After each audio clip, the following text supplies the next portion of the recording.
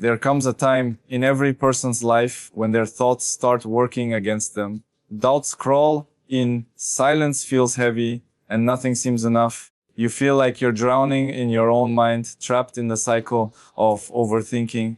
And that's when hopelessness tries to make a home in your heart. But here's the truth. You were never built to be weak. You were made to stand up, push forward, and dominate whatever tries to pull you down. The battlefield isn't out there. It's in your head. And today, I want to show you how to win.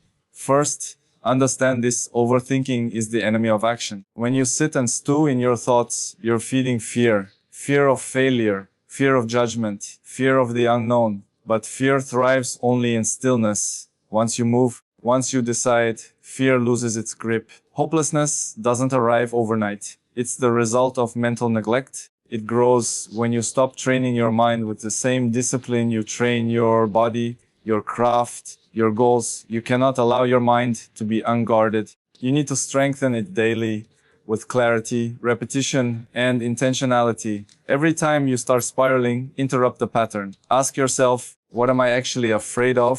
What's worst case scenario? And then go deeper. Ask what action you can take right now to change it, not tomorrow, not when you feel ready, right now. Too many people think their emotions should lead their decisions, but that's not how champions live. You lead with purpose and emotions follow. When you wake up feeling empty or uncertain, you don't wait for motivation. You create it through action, through movement, through discipline. Overthinking is a parasite. It eats your time, your energy, your drive. You need to become ruthless with your focus. Learn to switch your mind into performance mode. Decide what needs to be done, and then do it like it's the only thing that matters. Never feel hopeless, because hope is not given, it's created. You create hope by stacking small wins. Wake up early, hit your routine, stay consistent. That's hope. It's built through momentum. Every rep, every decision, every hour of deep work is an investment in a future that no negative thought can ever take away. Here's what separates the relentless from the average. They don't need to feel good to perform. They perform to feel good. That's the formula. That's how you rise when life tries to break you. Let me leave you with this. Your mind is your most powerful muscle. Train it. Control it. Own it. Because if you can win the mental game, you'll never feel hopeless again. And if you can learn to shut off the noise and move forward with purpose, overthinking will never control you. 21 isn't just a number. It's a decision to rise every single day. 5 keynotes of the speech: overthinking is the enemy of action. It delays progress and feeds fear. Interrupt the cycle by acting immediately. Hopelessness grows in mental neglect. Strengthen your mind daily like a muscle with focus, clarity, and repetition. Lead with discipline, not emotion. Champions act with purpose and let feelings follow, not the other way around. Hope is built through momentum. Small, consistent wins, daily discipline, habits, and focus create lasting belief. Performance comes before motivation. Train yourself to act without waiting to feel ready. Action creates clarity. Overthinking is the enemy of action. It's not just a habit, it's a trap, a mental loop that convinces you to analyze every possible outcome, weigh every risk, and wait for the perfect moment. But the perfect moment never comes because overthinking replaces movement with hesitation. Every time you sit on a decision too long, you delay progress, you lose momentum, you lose the edge. What starts as reflection slowly turns into fear. The more you think, the less you do, and the less you do, the more power you give to doubt. When you allow your mind to go unchecked, it begins creating problems that don't exist. You start imagining worst case scenarios, replaying past mistakes, and projecting failure into the future.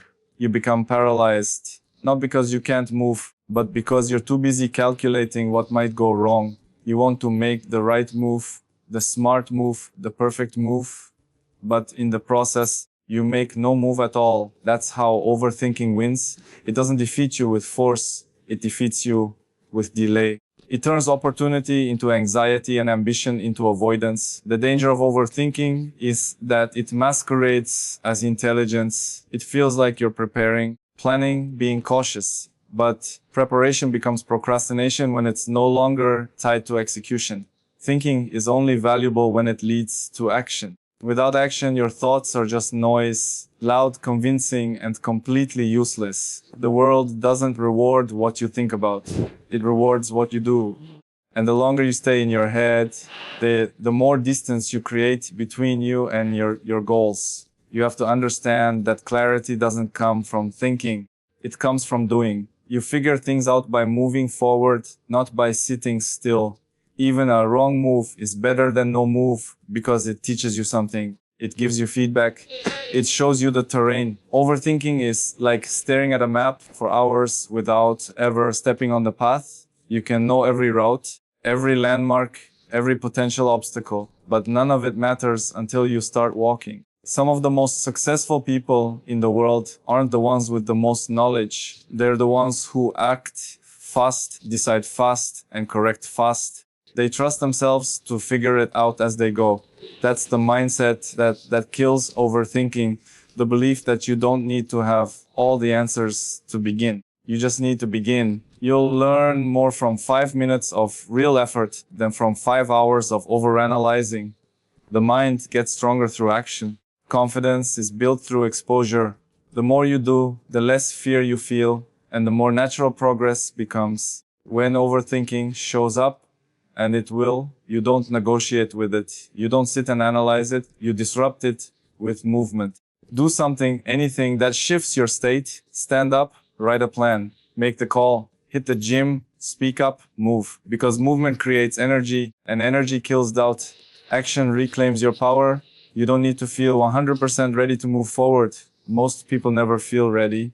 They just get tired of being stuck. They get tired of watching others grow while they wait. At some point, you realize that staying still is more painful than taking a risk. The people who break through don't have priorities. They have louder priorities. They don't have less fear. They just refuse to let fear dictate their decisions. They know that the cost of inaction is always greater than the risk of failure. They step into the unknown, take the shot, trust the process, and adjust along the way. That's how progress is made. That's how growth happens. Not by thinking more, but by doing more. Overthinking wants to keep you in your head. Action wants to set you free. Choose action every time hopelessness grows in mental neglect. It doesn't strike like lightning. It builds like rust, slowly, quietly, invisibly at first. When you stop paying attention to your thoughts, when you stop taking control of your inner dialogue, hopelessness begins to take root. Your mind is like a garden. Whatever you don't intentionally cultivate gets overrun with weeds. Negative thoughts, doubts, regrets, comparisons, fears, they don't need permission to grow. They'll fill every empty space unless you train your mind to resist them. Mental strength isn't something you're born with. It's something you build every single day. People often take care of their bodies, their jobs, their responsibilities, but forget the one thing that runs everything, the mind. If you don't sharpen your mindset, you'll become a prisoner of your emotions. And when life hits you hard, which it always will, you won't have the mental armor to endure. That's when hopelessness finds its way in. It feeds on untrained thoughts and undisciplined focus. It thrives when you stop challenging your inner voice and start believing everything it tells you. That you're stuck, that you've failed, that there's no way forward. None of it is true, but it feels true when your mind is left unchecked. Mental neglect doesn't always look like collapse. Sometimes it looks like distraction. You scroll, you numb yourself, you avoid hard conversations, you delay decisions. You do everything except sit with your thoughts and confront them. But growth doesn't happen through avoidance. It happens through awareness. You have to start noticing the patterns. What thoughts are looping in your head every day? Are they building you or breaking you? Are they pushing you forward or pulling you down? If you don't take responsibility for what you think, someone or something else will do it for you. Building mental strength requires just as much consistency as building physical strength. It's about what you feed your mind, how you talk to yourself, and what you allow into your space. It's about developing routines that reinforce clarity, purpose, and discipline. Read something that stretches your perspective. Write down what you're grateful for. Reflect on what you've overcome. Remind yourself of your values, your mission, your reasons for starting. Because when you forget your why, you'll lose your way. And when you lose your way, hopelessness fills the gap. You can't wait to feel mentally strong. You have to train for it. You have to catch the negative thought and replace it. You have to resist the urge to spiral into anxiety and ground yourself in the present. You have to stop letting your emotions dictate your identity. You are not your worst state. You are not your failures. You are not what someone said to you in anger or what you said to yourself in fear. Mental strength is the ability to separate truth from noise and keep showing up regardless of the chaos. Hopelessness isn't just sadness. It's disconnection from your potential, from your power, from the vision of the life you want to live. The longer you neglect your mind, the harder it becomes to see that vision. That's why mental training is non-negotiable. You don't do it just when things go wrong. You do it to prepare for the storms, to stay centered during the chaos, to remind yourself that no matter what happens outside, you are in control of what happens inside. Every time you choose not to give in to mental fatigue, you build strength. Every time you focus instead of panic, reflect instead of react, act instead of stall, you take back ground from hopelessness. This is how strong minds are built, one decision at a time, one moment of awareness at a time. You train, you repeat, you stay disciplined. Because a well-trained mind doesn't just survive hard times, it leads through them. And when you lead your mind, hopelessness has nowhere to live. Lead with discipline, not emotion. This is one of the most important principles for anyone who wants to live with purpose and consistency. Emotions are powerful, but they're not always reliable. They shift, they react, they get influenced by circumstances, people, and environment. One day, you wake up feeling motivated and ready to conquer everything. The next day, for no real reason, you feel drained, lost, or overwhelmed. If your actions depend entirely on how you feel, then your results will always be unstable. Discipline is what creates stability. It's the internal system that tells you to show up even when your feelings try to convince you otherwise. Feelings are indicators, not dictators. They can provide useful information about your state, but they should never control your direction. If you always wait to feel inspired before taking action, you'll waste most of your life standing still. Discipline is the ability to act according to your values and goals, no matter what emotional weather you're experiencing. It's what allows you to train when you're tired, work when you're distracted, and push forward when doubt shows up. It's not that disciplined people don't feel fear or frustration. They just don't let those emotions lead.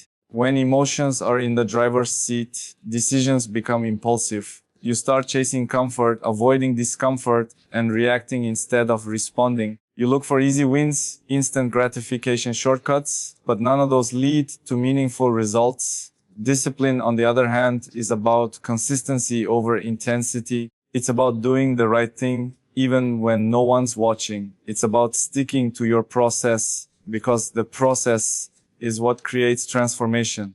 The best don't rise to the top because they feel great every day. They rise because they've trained themselves to follow through regardless of the feeling. There are days when the mind wants to quit, when the body feels heavy, and when nothing seems to be working. On those days, emotion says stop, but discipline says continue. Discipline is the voice that reminds you of your commitment when motivation fades. It's the standard you've set for yourself, not the mood you happen to be in. And the more you lead with it, the stronger it becomes. Every disciplined action is a message to your mind, I'm in control. That's how confidence is built, not by wishing for better feelings, but by proving to yourself that you don't need to rely on them. The truth is, life is full of emotional highs and lows. Circumstances will challenge you. People will disappoint you.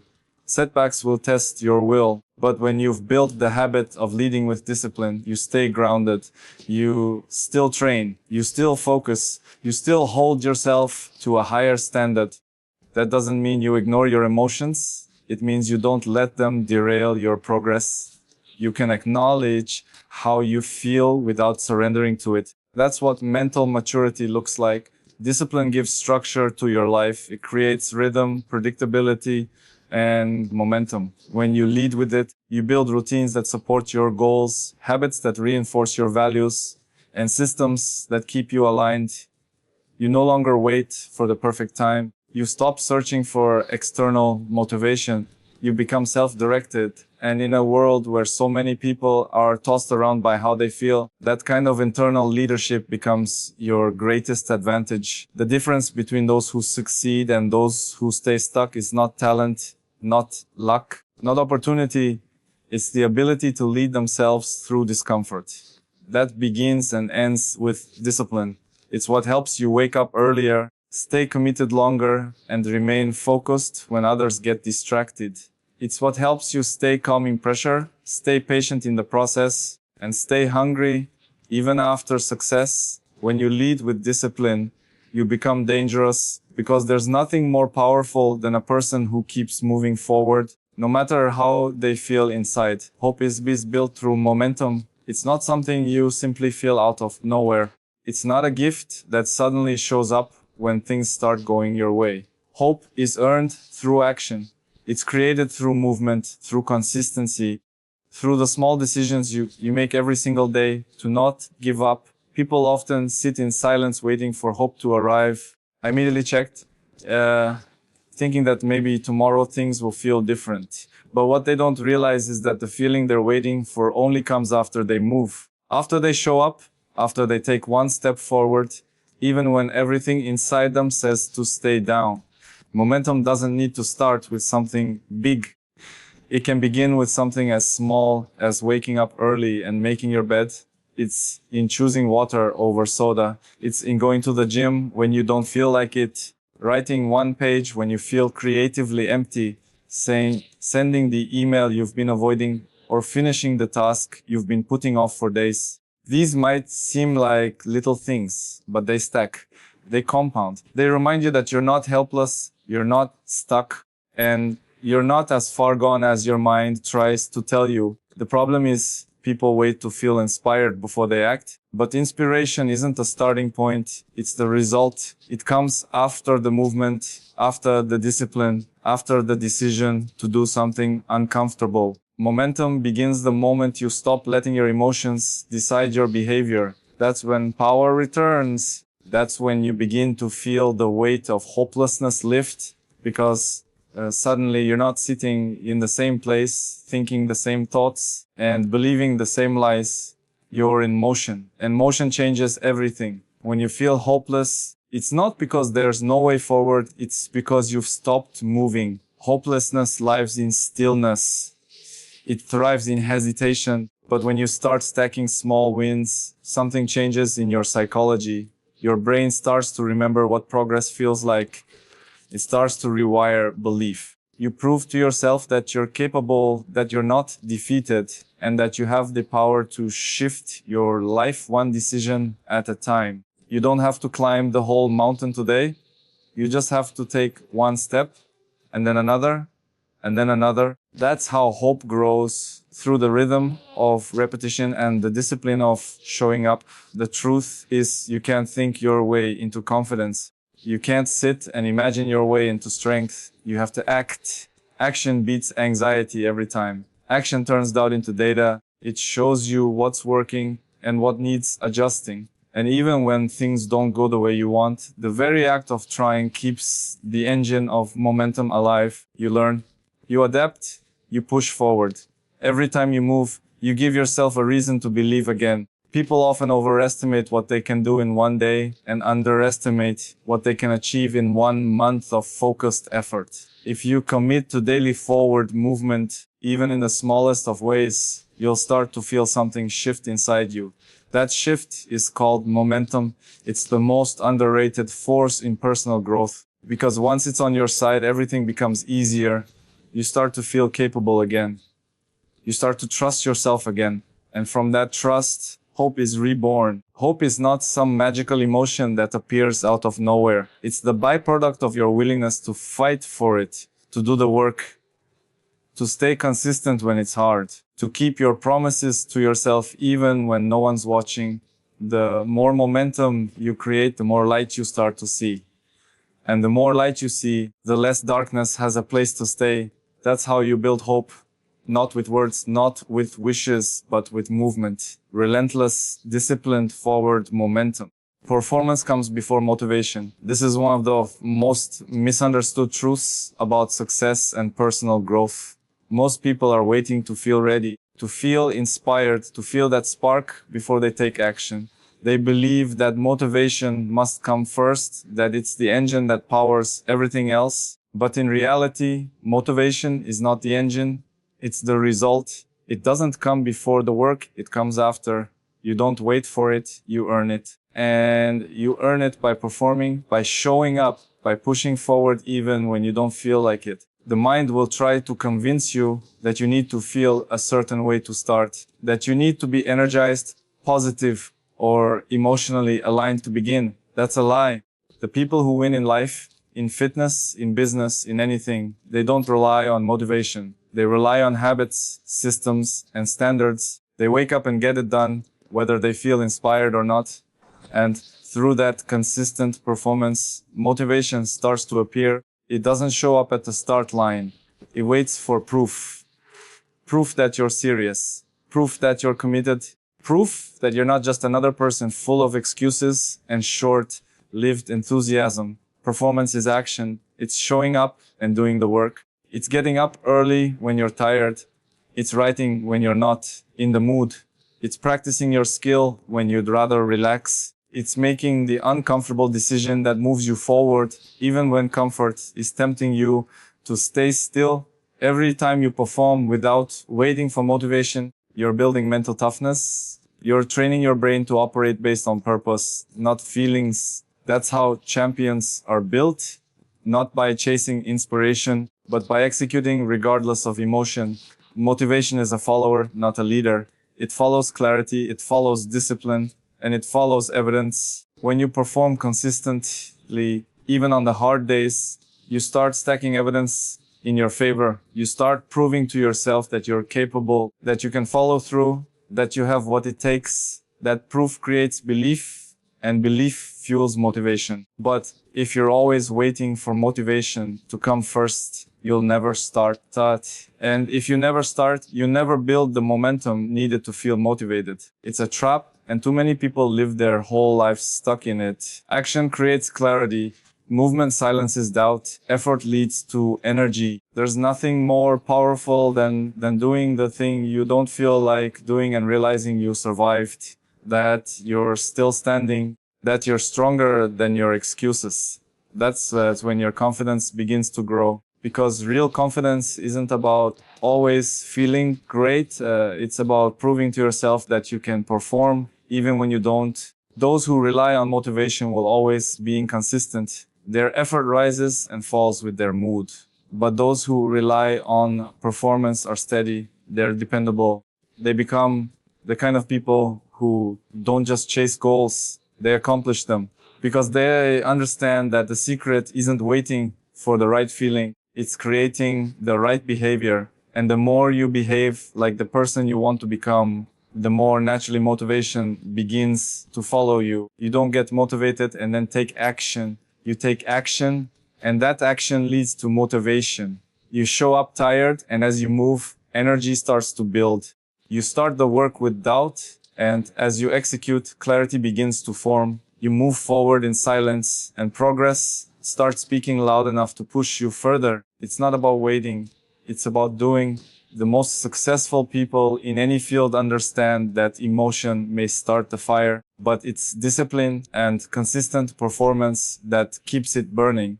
If you want motivation, don't sit and search for it. Go earn it through action. Let performance lead, and motivation will never be far behind. The mind is your greatest weapon, but only if you learn how to master it. Overthinking, hopelessness, emotional instability, and the endless wait for motivation are the chains that hold people back, not because they're weak, but because they've never been taught how to break free. You don't wait for clarity, you create it. You don't wait for hope, you build it. You don't let your feelings dictate your direction. You lead yourself with discipline, with purpose, with intention. Everything you need to rise is already within you. The power to choose action over hesitation, structure over chaos, consistency over excuses, it's all there. What separates those who evolve from those who stay stuck isn't talent or luck, it's mindset. It's the decision to perform before you're ready, to move before you're confident, to keep showing up even when the world feels heavy. Never feel hopeless and stop overthinking. Because once you learn to master your thoughts, discipline your habits, and stay in motion, there is no force strong enough to stop you. Not failure, not even doubt. You become unstoppable, not because it's easy, but because you refused to quit. That's how you win. That's how you rise. That's how you live 21 and beyond.